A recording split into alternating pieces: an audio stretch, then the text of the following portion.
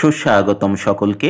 Paschimbanga primary TET পরীক্ষা 2023 পরিবেশ বিজ্ঞানের যে সিলেবাস ভিত্তিক আলোচনা চলছে, সেই আলোচনার নবমতম পর্বে সকলকে সুস্বাগতম। এর পূর্বে আমরা মূলত টপিক ধরে পূর্ববর্তী বিষয়গুলি নিয়ে আলোচনা করেছি। আজকের এই পর্বে আমরা মূলত আলোচনা করব প্রাকৃতিক সম্পদ বা জাতীয় সম্পদ এই বিষয়টি নিয়ে। যারা পূর্ববর্তী আলোচনাগুলো দেখনি তারা অবশ্যই পূর্ববর্তী আলোচনাগুলো দেখে নিতে পারো। এছাড়া এখানে এই সিলেবাস ভিত্তিক প্রত্যেকটি বিষয় নিয়ে আলাদা আলাদাভাবে তথ্যপূর্ণভাবে পিডিএফ তৈরি করা হয়েছে। যারা সেই সমস্ত পিডিএফ সংগ্রহ করতে চাও তারা অবশ্যই ডেসক্রিপশন বক্সে দেওয়া ফোন নম্বরে অথবা অন স্ক্রিনে দেওয়া এই হোয়াটসঅ্যাপ নম্বরে যোগাযোগ করতে পারো। চলো তাহলে শুরু করা যাক আজকের আলোচনা। মূলত তথ্য কেন্দ্রিক বা তথ্য ভিত্তিক হিসাবে জেনে নেব সম্পদ কি। সম্পদ বলতে বোঝায় যা মানুষের অভাব মোচন করে ও মানুষের চাহিদা মেটায়, যার উপযোগিতা ও চাহিদা রয়েছে। সম্পদ বিভিন্ন প্রকার হতে পারে। প্রাকৃতিক সম্পদ, প্রাকৃতিক সম্পদের মধ্যে সূর্যকিরণ, অক্সিজেন, খনিজ পদার্থ, ভৌম জল, মাটি ইত্যাদি, অর্থাৎ যা প্রকৃতিজাত, প্রকৃতি থেকে আমরা যা পাই তাই হলো প্রাকৃতিক সম্পদ। মানে প্রকৃতিতে পাবো এবং সেই প্রকৃতি থেকে প্রাপ্ত বিষয় বা সম্পদ যখন আমাদের অভাব মোচন করবে, যদি তা আমাদের অভাব মোচন না করে, যদি তা আমাদের উপযোগিতা না করে বা চাহিদা পূরণ না করে, তখন তা সম্পদ হবে না। পুনর্ভব অর্থাৎ বায়ু, তাপ, বৃষ্টির জল এগুলি হচ্ছে পুনর্ভব সম্পদের উদাহরণ। অপুনর্ভব সঞ্চিত সম্পদ বা ক্ষয়িষ্ণু সম্পদ। পুনর্ভব অর্থাৎ পুনরায় পাওয়া যায়, আর অপুনর্ভব অর্থাৎ পুনরায় যার অভাব পূরণ হয় না, যা ক্ষয় হয়, যা সঞ্চিত রয়েছে, যা শেষ হয়ে যেতে পারে, যেমন কয়লা, খনিজ তেল, আকরিক লোহা ইত্যাদি।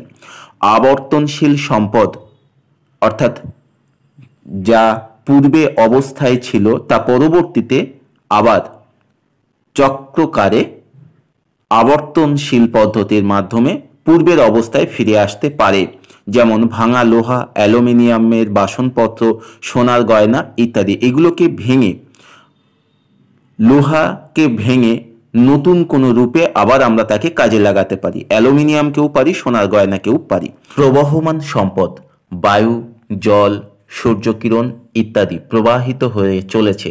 এই প্রসঙ্গে মনে রাখতে হবে বায়ু একই সঙ্গে পুনর্ভব আবার প্রবহমান সম্পদও। জল, সূর্যকিরণ এগুলি কিন্তু একই সঙ্গে পুনর্ভব আবার প্রবহমানও। অক্ষয়িষ্ণু সম্পদ বা সর্বত্র প্রাপ্ত সম্পদ সূর্যকিরণ, জলবায়ু ইত্যাদি। বিঘ্নিত প্রবহমান সম্পদ ভৌমজলের বিঘ্নিত যোগান, অরণ্য নিধনের কারণে কাঠের বিঘ্নিত যোগান ইত্যাদি। সামাজিক সম্পদ স্কুল, কলেজ, হাসপাতাল ইত্যাদি। মানব সম্পদ কৃষি শ্রমিক, খনিজ শ্রমিক, ডাক্তার, শিক্ষক, ইঞ্জিনিয়ার ইত্যাদি। সাংস্কৃতিক সম্পদ শিক্ষা, প্রযুক্তি, নৈপুণ্য, দক্ষতা ইত্যাদি। জাতীয় সম্পদ তেল, কয়লার ভাণ্ডার, রেলপথ ইত্যাদি। আন্তর্জাতিক সম্পদ রেলপথ।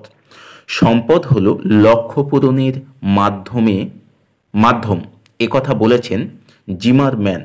সম্পদ লক্ষ্য পূরণের মাধ্যম একথা বলেছেন কে? জিমারম্যান।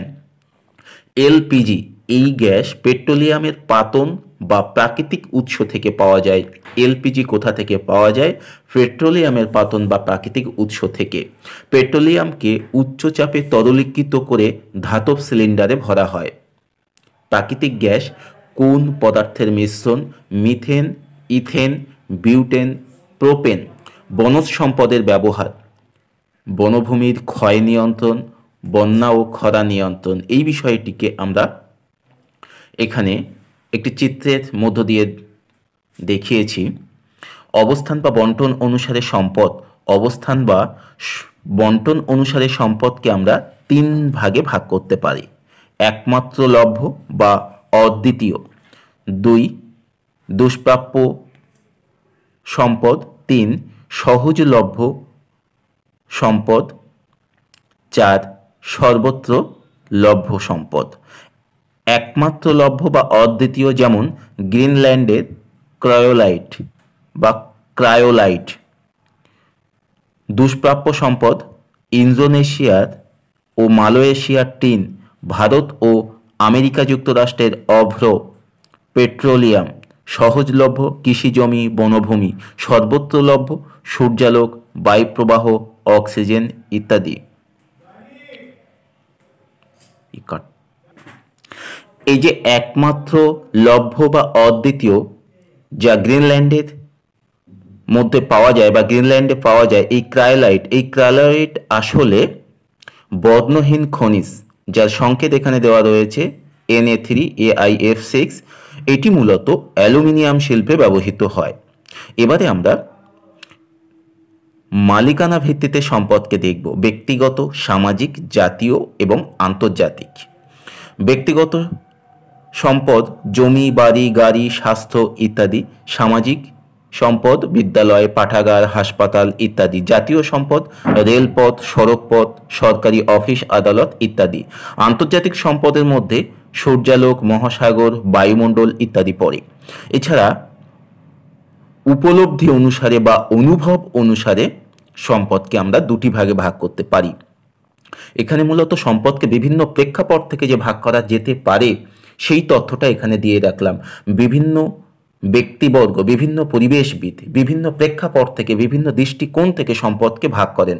মূলত বিভিন্ন গ্রন্থে বা বিভিন্ন পরিবেশ বিজ্ঞানীর অভিমত অনুসারে সম্পদের এই বিভাজন করা হলো।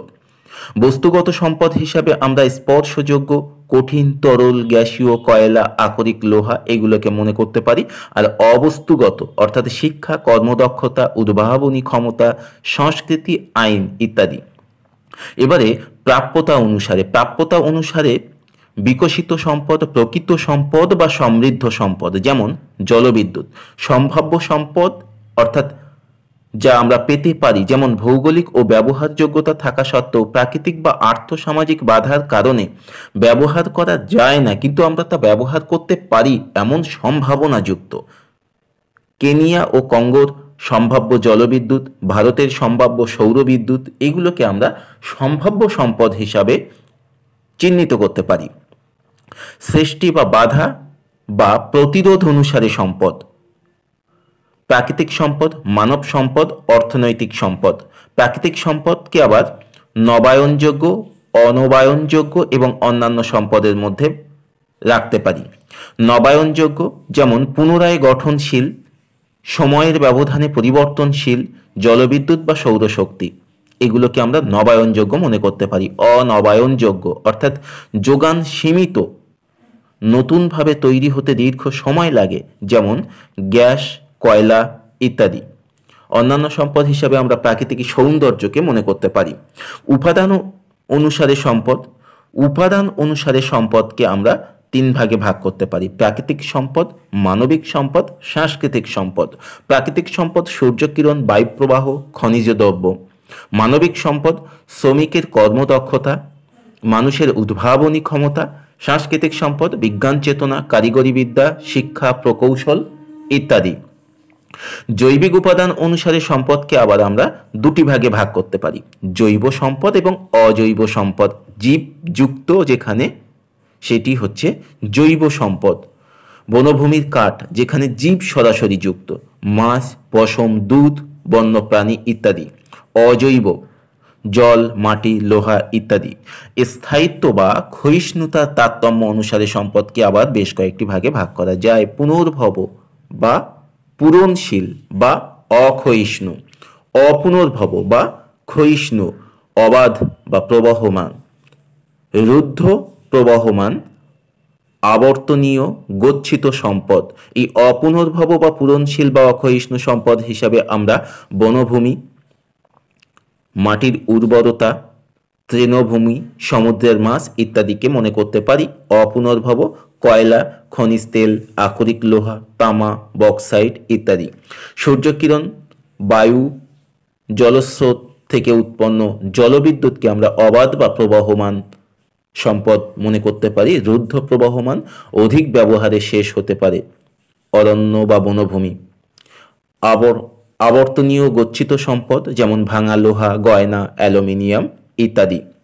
আজকের আলোচনা এখানেই সমাপ্ত করছি। এই বিষয়গুলোকে যারা পিডিএফ আকারে সংগ্রহ করতে চাও তারা অবশ্যই যোগাযোগ করতে পারো। আমরা পরবর্তী পর্বে আলোচনা করব মূলত জীব বৈচিত্র্য এই বিষয়গুলি নিয়ে, অর্থাৎ সিলেবাসের যে পরবর্তী টপিকগুলো রয়েছে সেইগুলো নিয়ে। ধন্যবাদ সকলকে।